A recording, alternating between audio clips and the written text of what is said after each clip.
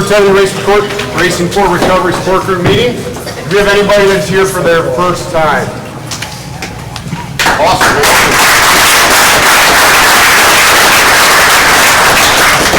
We're glad you decided to join us. We get you scheduled after the meeting. If you've got any questions, please see somebody that's in the room, and we can help you out with any additional questions you might have.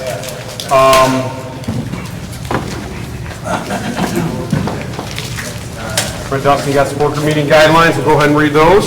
Thank you for attending the Racing for Recovery Support Group meeting. We are focused on maintaining a drug-free and healthy lifestyle. Since 2001, our open forum meetings welcome parents, adolescents, recovering individuals, and anyone who supports our mission. Your suggestions, comments, or ideas are welcome to make our meetings the best they can be. The Racing for Recovery Support Group meeting is a cutting-edge alternative to what is currently offered. By combining substance abusers, families, friends, and the public at large, we have created an environment that is beneficial to everyone who has been affected by alcohol or drug addiction. Meeting start time is 7 p.m. Please be on time. Please turn off cell phones and ringers to vibrate and refrain from posting on social media during the meeting to show respect and courtesy to yourself and others. Please only one person speaking at a time. Please speak loudly so that everyone can hear. Proof of attendance is gladly provided. Please turn in your paperwork prior to the meeting and you pick it up at the end of the meeting. Honesty is required. Feel free to openly share your comments and points of views on how alcohol and drug addiction has impacted your life. This meeting is open to people of all ages and welcomes diversity. So please refrain from using excessive foul language or language that discriminates against any race, gender, religion, ethnicity, sexual orientation, or disability to maintain an atmosphere of respect and dignity for all who are present. If you see a visitor, a new member, or returning member that you haven't seen in a while, please warmly welcome them into our program. Your confidentiality is important to us. What you say here will not be discussed outside of the meeting. Please refrain from leaving the meeting while it is in progress because it is disruptive to others. Smoking or vaping should be done away from all entrances out of respect for those who choose not to partake in that. Please do not smoke or vape by the doors and dispense of all garbage in a garbage can, and do not litter on our premises. Thank you, Dustin. Who's got the guidelines for living a lifestyle of recovery? Guidelines for living a lifestyle of recovery. The lifestyle of recovery guidelines are intended to be utilized by recovering individuals, their families, and anyone else who is striving to avoid substance abuse and achieve sobriety. Guidelines. 1. Recognizing that substance abuse ruins lives. 2. Wanting to pursue positive alternatives to substance abuse, such as our education, employment, quality relationships, health, and fitness. 3. Using resources such as friends, family, teachers, and peers as a way to achieve and remain sober. Adding sports, art, or music to these resources will help us stay focused and motivated. 4. Defining balance and working toward making it a part of everyday life. 5. Building self-esteem and confidence through sobriety to combat negative feelings regarding oneself. 6. Understanding that negative behaviors of isolation and self-pity lead to self-destruction. 7. Lifting a person up is different than allowing them to continue their destructive lifestyle. Be there for yourself and be patient with your friends and family. 8. Learning how to help without supporting the addict's behavior. Providing assistance to the recovering individual that will improve their lives, not further their usage. 9. Recognizing personal challenges and integrating them into our lifestyle as challenges to triumph over. 10. Caring for our personal, emotional, physical, and spiritual individuality is the source we use for our sense of worth. Each person is truly magnificent. Our mission at Racing for Recovery is to prevent all forms of substance abuse by promoting a lifestyle of fitness and health for all those affected by addiction. Thank you, Amanda. All right, this time I apologize for the echo. We haven't got the ability to get that corrected yet. There was a lot of change that went on last week on Tuesday, and we're trying to figure it out. So we'll go ahead and do our introductions now, go around the room. We just want to know what your name is, why you decided to join us, and how we can help. My name is Joe. I'm here because Monday nights are part of my routine, and as always, I'm here to remain teachable. I'm Jake. I've been doing Monday in a little bit, and wanted to come back and read the books more. I'm Connie. I'm Dustin's mom, and I like to come to Monday night meetings to listen and learn. I'm Rob, I'm here for the positivity. I'm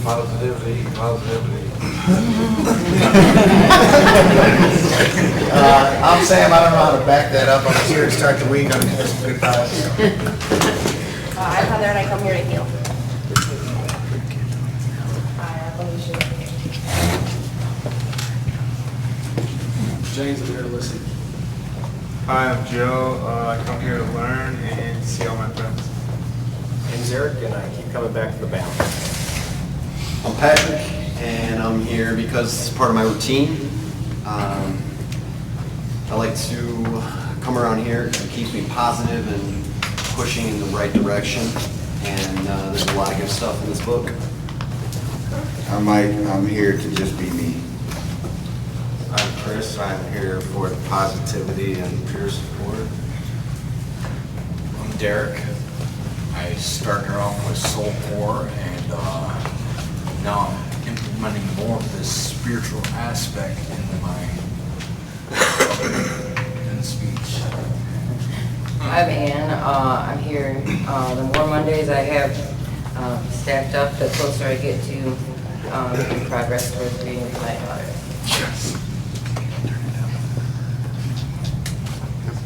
I'm here because I choose to be. I'm Anna. I'm Randall. I enjoy these Monday meetings. I like reading the book and always learn something great. And it's a lot of good stuff in this book, so I keep coming back. My name's Tom. Routine's important for me in my recovery, so this is what I do on Monday. I'm Andrew. I'm here to challenge myself. I'm Rick. I'm here to keep working on it. I'm Kyle. I'm here for many reasons, but mostly for positivity, to give and receive support as well. I'm Thomas. I'm here first time to redo the book, so. I'm Deanna, and I like Monday night meetings because I always get something good out of these book studies, and I'm just here to learn. Dan, I'm here to get my life back on track. I'm Kristen. I had a beautiful day, and now I'm here to share it with my beautiful family. Yes. Hello, family. My name is Mary Jo. Hello. How's everybody doing tonight? I came to Racing for Recovery for numerous reasons. Right now I'm working on World Peace and Serenity. I'm Leanna, and I'm here to continue living a more positive lifestyle. I'm Emily. I'm here to continue to learn and get better. I'm Bobby Jo. I'm here to remain teachable. I'm Frank, I'm here for the positivity and the learning and greatness I learned in this book. I'm Brandon. I'm here because this is where I need to be. I'm Larry, I love the Monday meetings, and I'm here because this is where I belong. Hi, I'm Betty. I come for lots of reasons, mainly to remain teachable. I'm Amanda. I'm here because the last 24 hours have been awful, and there's no place I'd rather be but here. I'm here because I want to keep getting better every day, and being here helps me get it. Yeah, my name's John, and I'm here for accountability and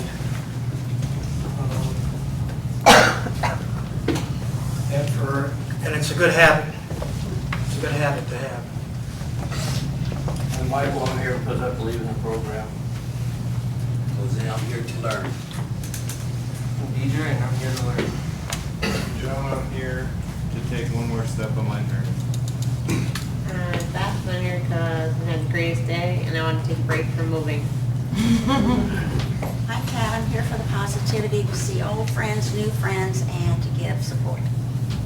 I'm Craig. I'm here to learn. I'm Lance. I'm here to learn and for support. I'm Jeff, and I'm here because my life and my story proves every word in this book to be the absolute truth. So I'm here to hear some more truth. I'm Bobby. I come to Monday night meetings. I enjoy learning. I'm Adam. I'm here to hear people's perspectives on this book I already read. I'm Jalen, I'm here because I'm excited about a new and bright future ahead. I'm Daryl, and I'm here to maintain this lifestyle. Dylan, I'm here to stay sober and keep learning. My name's Monty, and I'm here for a good start at a sober life. My name's Terry. I'm here because I value what the book says and what everybody in the room says.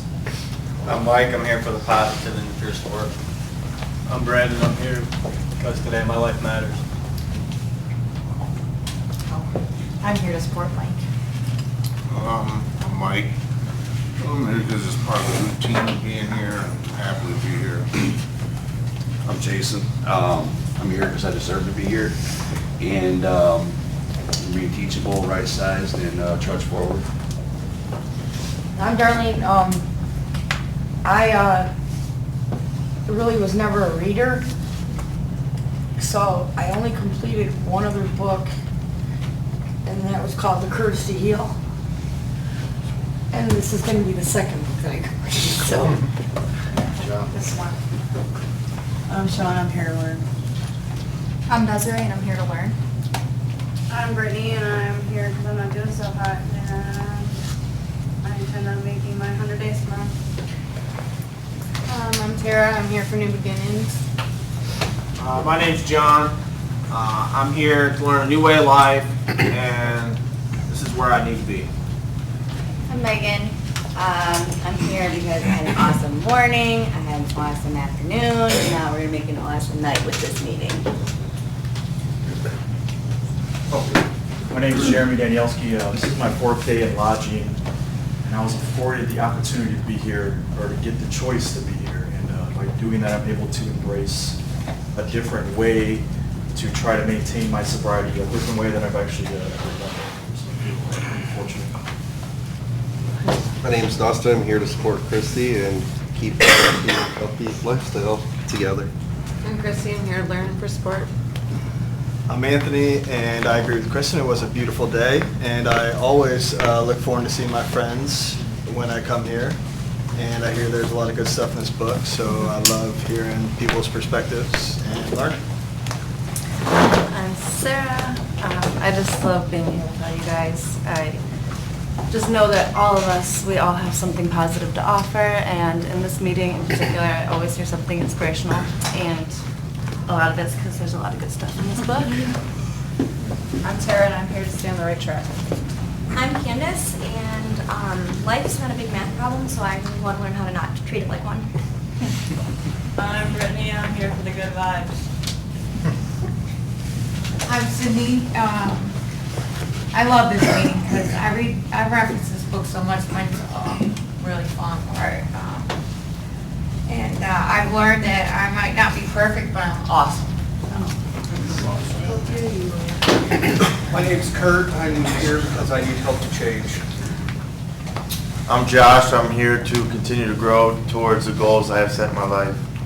My name's Faye, and I'm here to give a good support.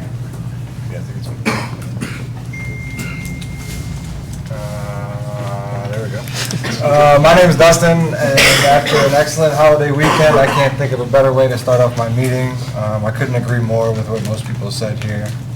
The people in here are amazing, the stories are amazing, and it's just a positive place, and I couldn't think of a better way to start my week. I'm Todd. Always like coming into the Monday meetings. It was a big part in my early recovery. Back in the basement at the church with about 8 to 12 people, and it's a little bit overwhelming seeing how many people are in here right now. It's all pretty awesome. All right, who's got the answer? I do. The answer by Donald D. Carr. Running from the misery, trying to escape the pain. As I approach the light of hope that lies before me, each step overwhelms me, every breath sears my throat. I ache, my body rebels against me, my memories torment me. Agony has become my closest companion. My demons mock me as I dangle helplessly above the abyss of alcohol and drug abuse. The voices all sound the same, criticizing, accusing, blaming me for what has happened. They don't understand, they don't care who I am. I'm a human being full of thoughts and feelings. I'm worth saving, just show me the way. At last, I reach the light of promise. There stands the answer. open arms, understanding smiles, looks of trust, and so it begins Racing for Recovery. Thank you. All right. On the announcement standpoint, just a quick, obviously I know Stephen always mentions it, the race. We do have that in October. We did sell out in previous years, so please make sure if you are wanting to be a part of that, you do sign up early for the 5K, 10K, and also with the part of that, you can do the 419 series where there's 5 different runs with that, short track, long track. And obviously, we got the Glass City Marathon this weekend, half marathon, and the relay and the 5K all going on this weekend. We'll have a booth out at University of Toledo in the expo for that. If anybody is running that's watching, or that's in this room, good luck. We'll see you at mile 16-ish for the cheering you on for the full marathon part, and then also it's a relay exchange point. So those that are helping out, we'll talk more later in the week, but again, good luck to everybody that's participating in that. From the volleyball, softball registration, probably had last opportunity to sign up yet tonight. I'll pull those in after the meeting, and then we'll be starting to divvy up the teams. Likely going to be 2 separate teams for that, and then volleyball starting tomorrow night. So I'll be reaching out to you if you sign up for that as well. I think that was all in the announcements. Hope Steven's having a good time in Florida, too. Hi, Steven, if you're watching. All right, so this is a little bit different. It's our book study meeting, as everybody here knows. From what I'm told, we left off on page 23, section just B. Is that correct? Or is Joe giving me a line? We got 2 more books too.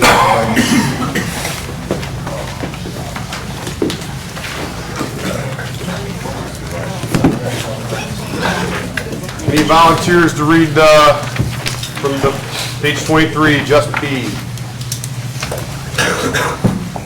Kristen? Just be one word of advice, though, while you're savoring all the freedom and potential that comes when you get your head out of the bottle or the needle out of your arm. Be. That's it. Through it all, learn just to be and live in the moment and enjoy everything that comes along. When I first achieved sobriety, I became the guy who set a goal, achieved it, and then boom, it was off to the next goal. Reflect on what I'd accomplished.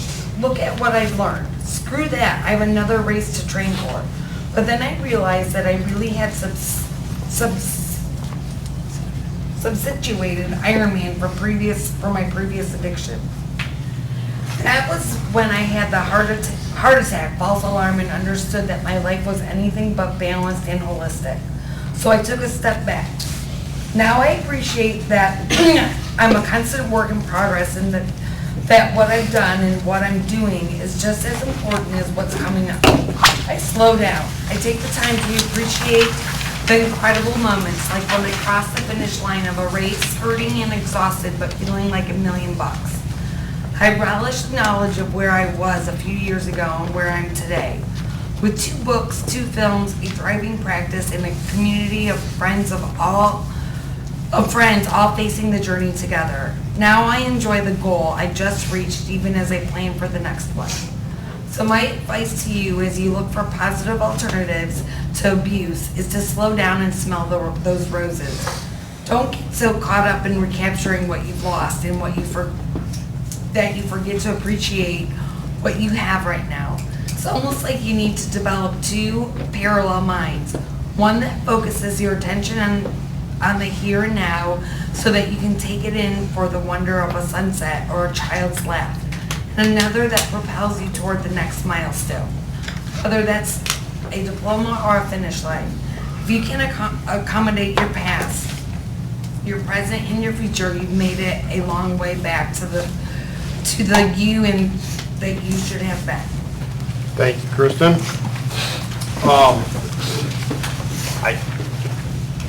That's a pretty powerful section in and of itself, and I know we talk a lot about it. What's a word that kind of sums up that whole section? Gratitude.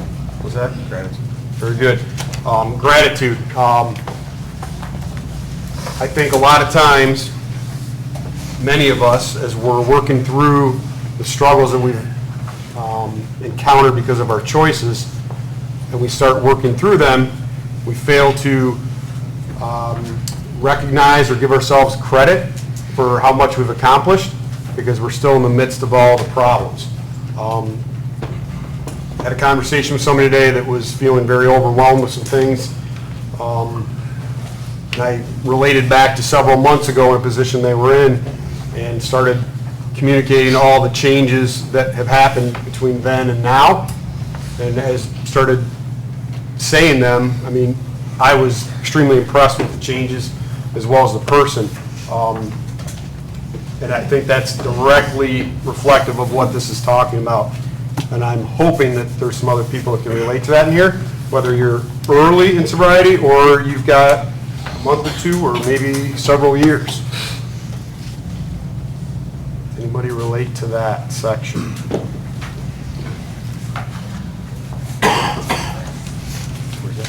Frank.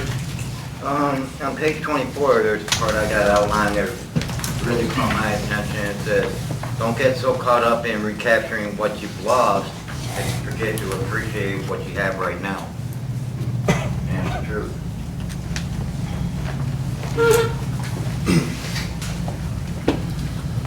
Good. Megan. Hi, Megan. So this last paragraph means a lot to me. Talking about another situation that can propel you forward to your next milestone. So I'll have a year in like a week. And so a year ago from today was the last day I seen my boyfriend. He passed away. Tomorrow will be a year. That milestone in my life is what propelled me forward to get to where I needed to be today. And I'm grateful for it. I'm grateful for the friends that I've gained in sobriety, because if I didn't take that step, I would probably be very intoxicated, trying to not think. So, you know, I have awesome friends that understand, you know, just how important it is to keep your mind busy, but to stay positive and to, you know, appreciate his life rather than dwell on what happened. Talking about you accommodate your past, your present, and your future. You've made it a long way back to the you that you should have been. I lost myself in the last 8 years. I don't know who I am anymore. And I'm learning who I am today. And I like that person. That's awesome. Did I hear something that you did that you hadn't done in like 8 years yesterday? Yeah, I got to spend one-on-one time with my son. That's awesome. Very cool. You're very proud of that too, right? Drew? I'm Drew. Just came in from work. Sorry I'm late. So for me, this just screams like I'm being proud of where you're at today. I feel like in recovery we get so wrapped up in like the next thing, or like trying to like time it by like, you know, 3 months, 6 months, a year, 2 years. But just think of all the progress that you've made today and where you're at today, no matter how much time you have, because it's about what you do with the time and what you're doing with yourself right now. It's nice, and you're supposed to have goals and things, but just be proud of where you're at right now. Cindy? You know, you know, I've known Megan for a long time, and I knew her boyfriend very well. I was just thinking about him too, thinking about myself. My dream was slowing down. Smelling the Roses really isn't about absence that you're doing. It's for me, it's been my mind, slowing it down. I'm doing a journaling assignment from my counselor, and I wrote down things, I don't know, your attributes, your whatever, and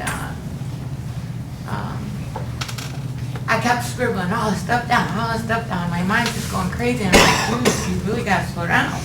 Because I wanted to appreciate every little word that I wrote down on that. Like I wanted to get it over with, like I wanted to go outside and play or something, I don't know. But I had to tell myself, I mean, it's really important that, you know, you stop and think about every little word that comes out of your mouth, every little action, every little thought. And this part of the book is one of my favorites, so. But I love you, Megan, and I'm glad you said something today, because I was going to say something after the meeting, so. And you're awesome. Anthony? I agree. I like what Drew had said, how I don't I don't judge myself on my time in sobriety, but what I'm doing with that time. And goal setting, I was just talking with Todd in a one-on-one, and I just realized that I have more drive now than I've like ever had in my life. And I feel like it was always in there, but maybe just fear and other things, and obviously, you know, when I was using and things like that just covered it up. And just those life goals are so important to me. So I don't set a date on like my sobriety and stuff. I don't like worry about with the time, but certain things like goals, like what I'm working towards, I put times on those, and I just relate to that. Just knowing where I'm headed and looking forward to that next goal and accomplishing that, and then moving forward.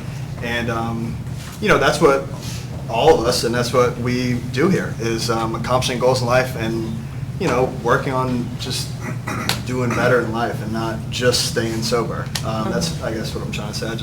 I love that about here, and yeah, it just really works for me. Good. I think that really grabs onto that one section right there where it says be. That's it, through it all. Learn just to be and live in the moment and enjoy everything that comes along. Far too often we're not recognizing those achievements, and if we're fully engaged in the moment and what's going on and living it to the fullest, then that's what life's all about, is with a sober, clear mind that we're able to thoroughly enjoy that and remember that moment then forever because we're fully in it.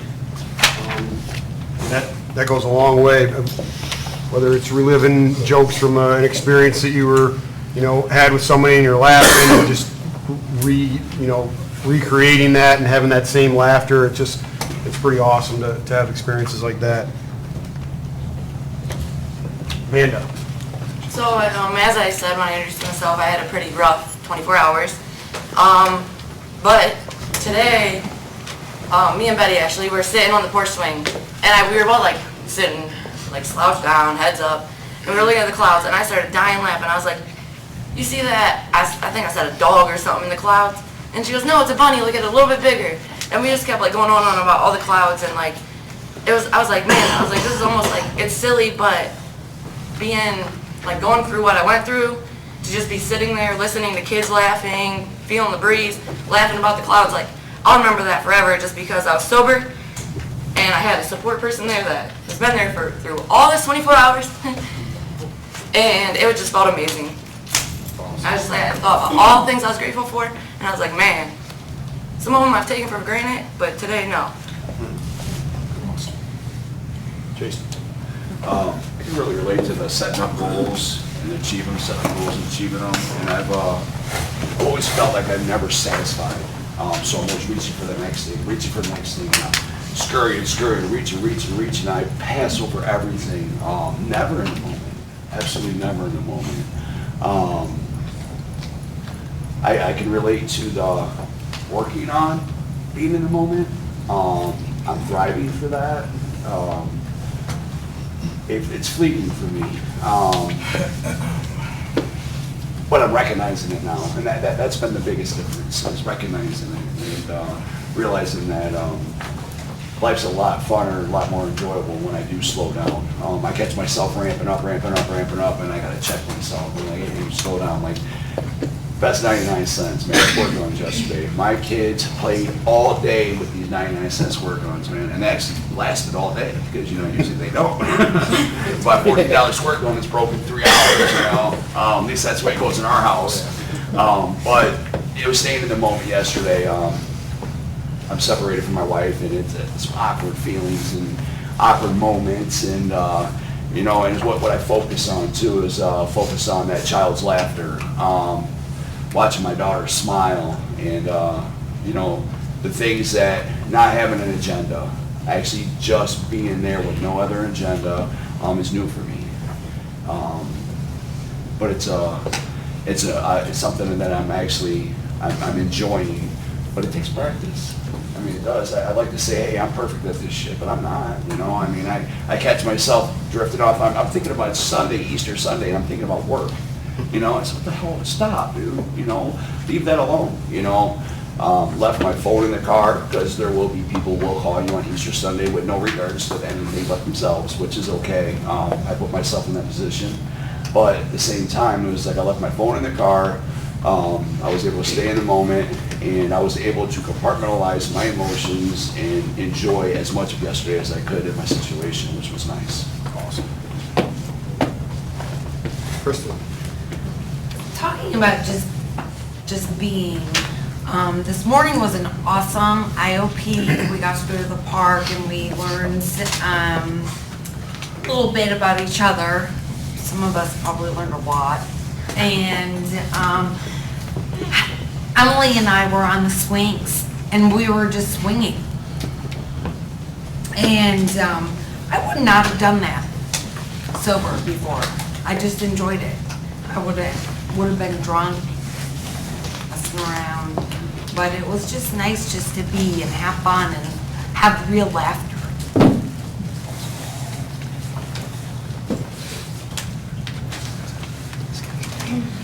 Go ahead. I'm Terry. Oh, it's Terry. I never wanted to go to jail, and I never wanted to lose my family. I never wanted to lose my friends. I never wanted to lose my self-respect. But I'm grateful I did, because if I didn't, I would have never learned anything. You know, everything happens for a reason, you know, and like thinking that going to jail on Christmas Eve, I was thinking, that was such a bad thing, and I was being punished. But at the end of the day, it was a learning lesson. And unfortunately, it took for my higher power to take me out of my life and slap me in a jail cell just long enough to think about what I did, so that I could sit back and I could appreciate things. I was saying in IOP, my little sister had a baby. The baby was 1 year old at the time, and my mom had a conversation with me on the phone and said, yeah, well, you're in jail again. Just so you know, your sister's baby's turned 1 year old and you still haven't seen it. And that was kind of like a blow to my ego. At first, I was kind of like, what does she know? She's just trying to make me feel bad. And then I sat back, I'm like, you know what, I'm pretty selfish. I'm a selfish individual. And with addiction comes being selfish. But, I realized it wasn't too late. I picked up all the NA books, AA books, CA books, anything I could find an answer for a problem that I didn't have the answer to. Ultimately, in the end, it kind of deterred me away. Then I went to another facility, which I ended up getting kicked out. And I was thinking to myself, like, now's an opportunity to go back to the life I used to have, because I'm not being accepted into this life that I want to live. But at the end of the day, it was gratitude, because it just put one more accomplishment in front of me, one more obstacle and one more goal. I'm going to be challenged my entire life. And that was a big challenge for me, because I got kicked out on my 3 months, on the date of my 3 months. So that was kind of a blow to my ego. But, I had to keep pushing forward, because, I had a goal in mind, and I was going to do whatever it took to achieve that goal, achieve my family's happiness, my own happiness, get my friends back, my life. And I've been here for a few weeks now, and I've been doing this sobriety thing for about, in 2 days it'll be 4 months. But I'll tell you what, in the last 4 months, I've had more joy than I've ever had using. And everything's slowly starting to fall back into place. But the only difference between then and now is that I actually appreciate this time. So I'm pretty grateful for the people in this room because you guys have lived experiences that I've never lived, and you guys are here to tell me about it so I don't make that mistake. And I'm grateful for this building, because I really thought the only way to live was 12 steps, and I always thought that's not the way I want to live, and it just gave proof to the fact that that's not always the answer. So, when I got here, it's just nothing but joy and hospitality, so thank you, everybody.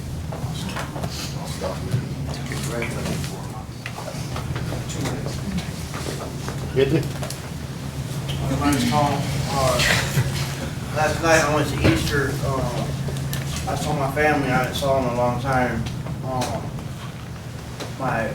My mom's husband, we've gotten like physical altercations in the past, and due to my choices, a lot of my family stopped talking to me. I didn't talk to him, but it was real nice seeing my family. They can tell I'm doing good. They can always tell. And there was alcohol there.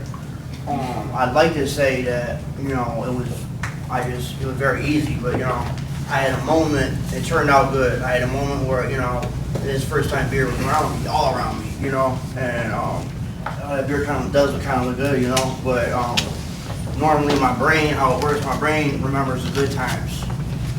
And what I've been doing since I've been here, I've been forcing it's like going against the grain. I've been forcing myself to remember the bad times, and that's what's working for me. And that's what I did. And I kind of just went through, like, there is a saying, like playing the tape through. That's pretty much what I did. And I said, well, if I take this beer and I do this, then I do that, and I do that, and I waste everything I'm doing right now. So it was a win for me, I said, I really don't want that beer. So it was cool. But yeah, that's what I want to say.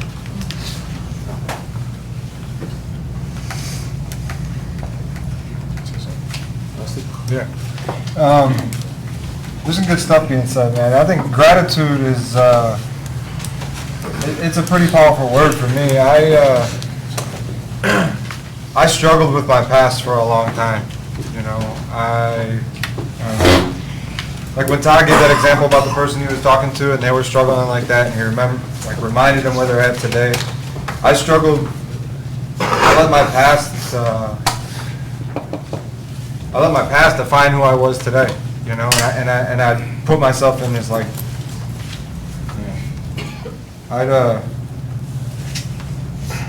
it sucked, like I thought I was a shitty person for the things that I've done, but being mindful and present of today, I look back on all the things that I've been through, and like I wouldn't be where I'm at today if I didn't go through all that stuff, I wouldn't change it. They brought me a son and a beautiful family, and I was thinking about being present. Like, man, dude, like over the weekend, I had such a good weekend with him and my family, man. Just like him, he's laughing now, like a hysterical baby laugh, which is like the funniest and the cutest shit you could ever be a part of. And it's like, if I was on the holidays at my parents' house this year and I was drinking and shit, I probably wouldn't have been there holding them and like. He was on my sister's lap, dude, and he was just losing his mind, and it was like the coolest thing to be a part of, and like that's all I was thinking about the whole time. Is like, man, how grateful I am to be present for this, and I'm not, drinking, and I'm not all banged up, and it's like, it's like those moments right there that like where I sit back and it's like, man, dude, like okay, all that shit was probably worth it because like that moment right there, like I was with him, and then my nieces who live in New York who were there, and I was playing tag with the little girls and just being fun with the kids who are probably the most mindful people of all, and they're only focused on what's happening right here and now, and it was just, it was phenomenal. And, if I was, still getting drunk and stuff, I wouldn't have appreciated it like that. There's those little moments like that I'll just remember forever. And because I'm sober, I'm able to be present and in the moment. And I think that, that helps me get out of a lot of the funks I get into, because I get to thinking how bad things are, and I'm like, well, wait, I have a cell phone, and I have a car, and I have a job, and I have a roof over my head, and I can take a shower, and I can flush a toilet, like all these little things that a lot of us take for granted, are things that, a lot of people don't have. And it's like, doing stuff like that helps me, stay centered and stay in the moment, being present. And I think, I don't know, man, that chapter, that paragraph right there is like, it's good stuff, man. A lot of good stuff being said in here today. Rob?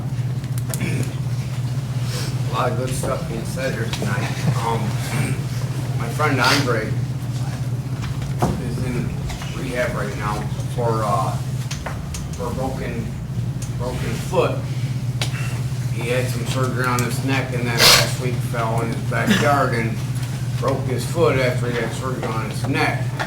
So he's in rehab for a week. So I went to see him yesterday and they had to put some plates in his foot. And being as he just had plates put in his neck, he can't lift 5 pounds, so he can't lift himself up to get into a wheelchair or even push himself in a wheelchair. So I went there yesterday because he's stuck there, and he's told me that he was really feeling down in the dumps and just mad at himself and everything because he slipped and fell, and and then he said that he was really looking at how grateful he is because he's able to walk and talk, and like I said before, my blind friend, and he can see. And then he went to a group rehab session, and there was a young man that's 32 years old was next to him in this group rehab that has both of his legs cut off, that will never walk again. So if you think you got it shitty, you got it pretty damn good, So Andre, that turned his feeling bad into a positive when he had to work out with this guy, and now he's doing his best and trying his hardest. He wants out of there, and he wants to be back here on Monday and Wednesday. And he said to tell everyone hello and tell them that story, because that's the truth. So you don't got it as bad as you think, just like Dustin said about having water and everything and a job and all that. That's all. Thank you. Yes, ma'am. This last paragraph was very appropriate for me. I had 8 years sober. My husband was killed in a motorcycle accident, and I had to take over the head of the household. So I went and got a CDL and started becoming a semi-truck driver, worked 7 days a week, and I got credit cards and bought a house. But I was not enjoying life. I never took any time to be. I was motivated by fear to keep working, to pay for the kids and all that. I didn't enjoy life. I was just white knuckling. I was sober, but I was just abstaining. And sooner or later, it took its toll and I relapsed. But I never thought about this parallel mind. You have to keep focused, but yet take time to enjoy and appreciate life. It was very good.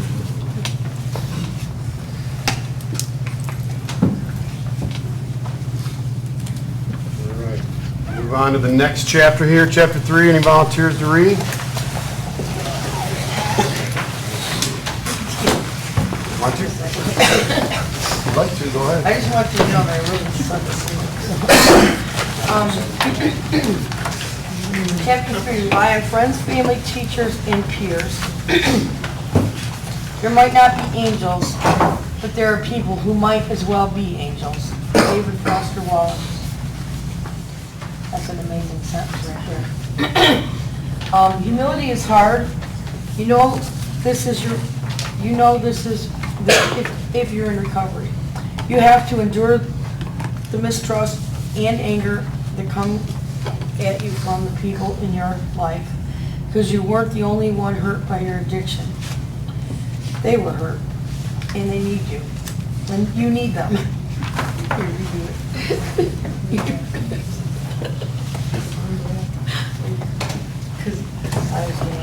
They were hurt and you need them, because without your support system, your odds of sticking to a sober lifestyle become pretty long.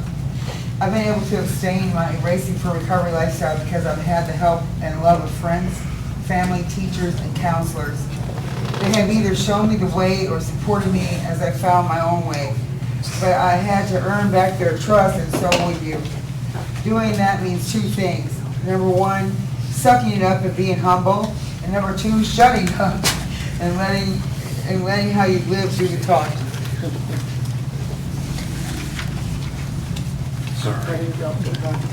If you are trying to get back to the light after years of darkness, then you know what I mean.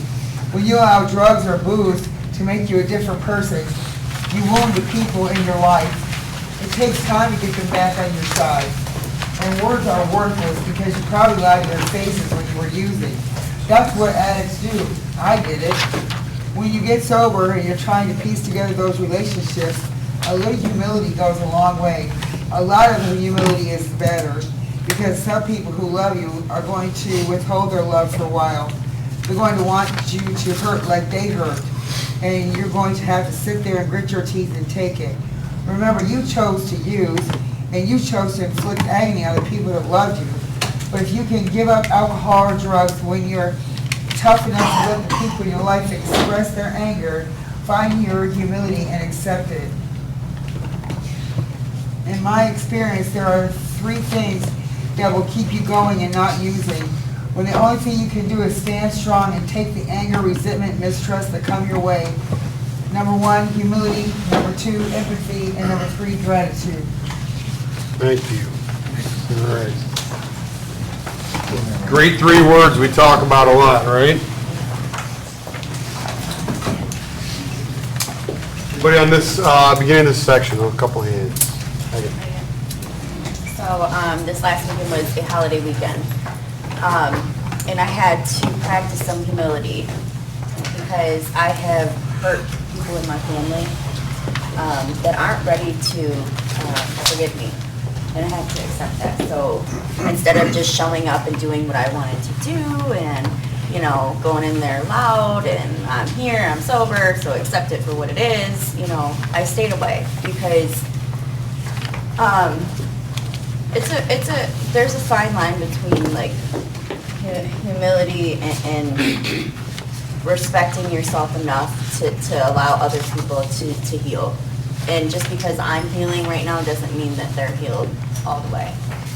So instead of ruining yet another holiday on my behalf, I stayed away. You know, there's other things that are going to come up that with time, you know, once talking starts happening, but you can't just show up and be like, okay, well, I'm here, so let's just talk and get this out of the way.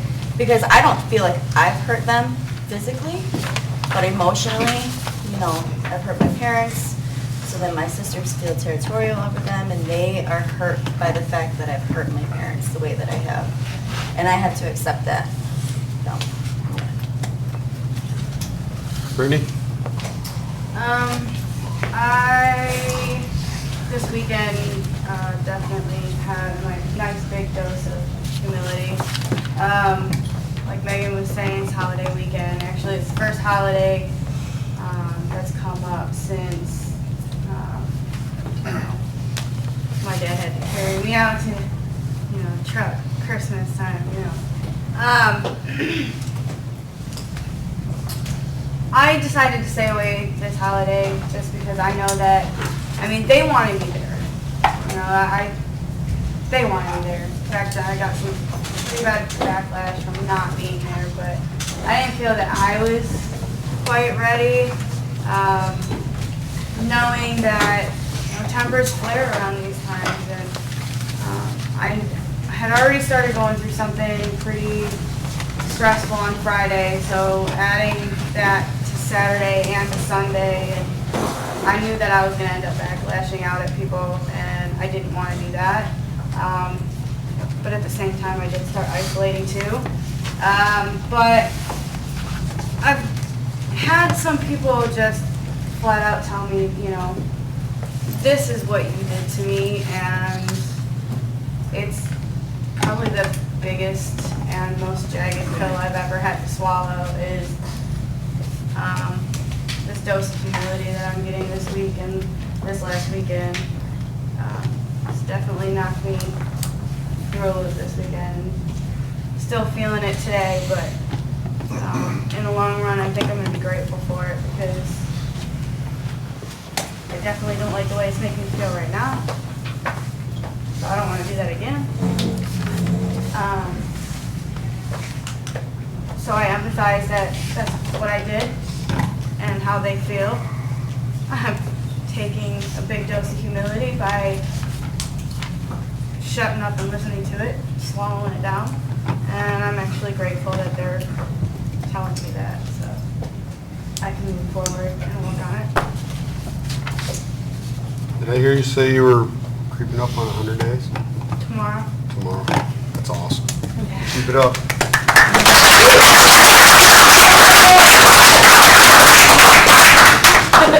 Jared?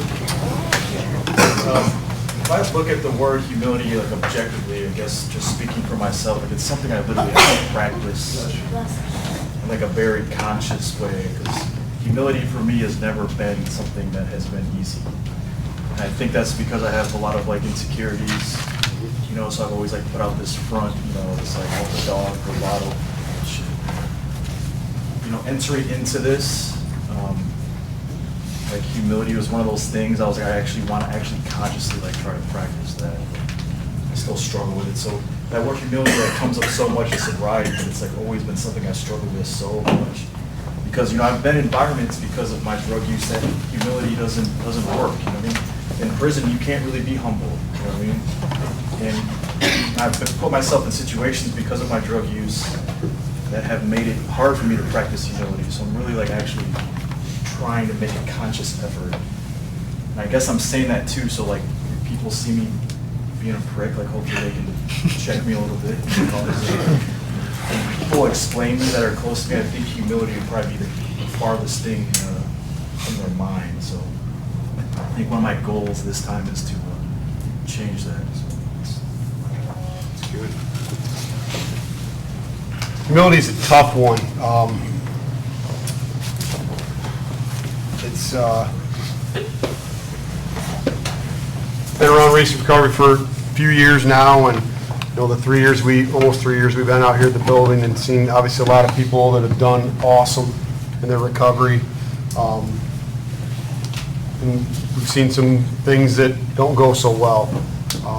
It's typically one of these 3 words that's lacking that ends up ultimately being the downfall of somebody's choices to go back out and get drunk or high. And that's why I think that there's such a paramount part of what we need to apply on a daily basis. It took a long time for me to fully understand those two. And I hear Todd, you know, talking about them all the time in meetings, and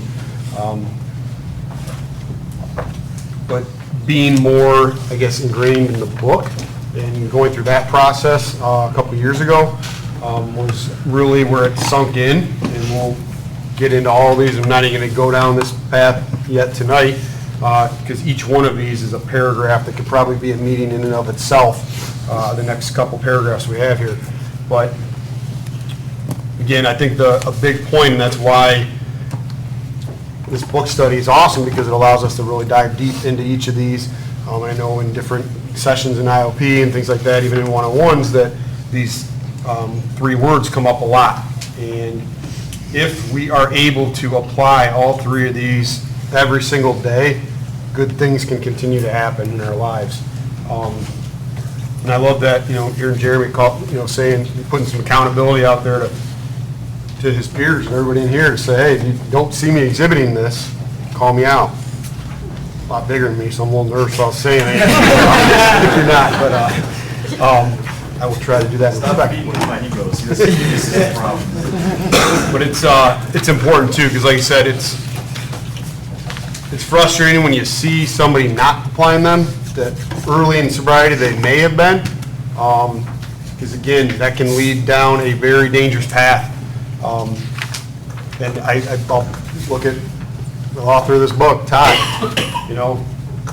26 years of sobriety last week, and he's humble beyond belief about what he's doing in his recovery and sobriety, and will be the first person to admit he doesn't have all the answers, and there's struggles that he has still. So for anybody to come through in a matter of a couple weeks, months, or even years, to pretend like we've got it, and we're good to go. I mean, that's kind of a far-fetched thing to even believe. Again, the author of this book, who founded this program that's helping all of us, still applies these every single day, okay? I think that's an important thing to remember and continue to work on for ourselves. I wasn't going to go ahead, that's going to be our stopping point for tonight. We'll pick it up with humility there on page 26 next week. We've got our closing poem. Got it. Patrick. Autobiography in 5 short chapters by Portia Nelson. I walk down the street, there's a deep hole in the sidewalk, I fall in. I'm lost, I'm hopeless, it isn't my fault. It takes forever to find a way out. I walk down the same street, there's a deep hole in the sidewalk, I pretend I don't see it. I fall in again. I can't believe I'm in the same place, but it isn't my fault. It takes a long time to get out. I walk down the same street, there's a deep hole in the sidewalk, I see it is there, I still fall in, it's a habit. My eyes are open, I know where I am, it is my fault. I get out immediately. I walk down the same street, there's a deep hole in the sidewalk, I walk around it. I walk down another street. Thanks for coming, everyone.